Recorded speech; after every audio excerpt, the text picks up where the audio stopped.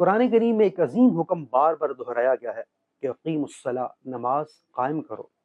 نماز صرف پڑھنے یا یاد رکھنے کے لیے نہیں بلکہ اپنی زندگی میں قائم کرنے کا حکم ارشاد کیا گیا ہے۔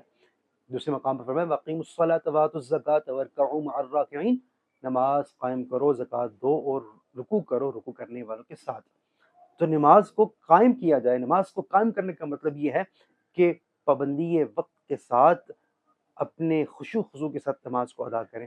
نماز کے قائم کا مطلب اگر سمجھنا ہے تو حضور پاک کی اس حدیث کو اس آیت سے اگر جوڑیے کہ جہاں نماز قائم کرنے کا حکم ہے، حدیث پاک میں نماز کو ستون کہا گیا ہے، تو ستون اور قیام یہ چونکہ ایک عمارت کے حصے ہیں، تو نماز کو بطور عمارت تعمیر کیا گیا ہے، تعبیر کیا گیا ہے کہ جس طرح جب ایک عمارت تعمیر ہو جاتی ہے تو وہ قائم ہو جاتی ہے، وہ اپنی جگہ سے ہلتی نہیں، ہر وقت اپنی جگہ پر موجود رہتی ہے۔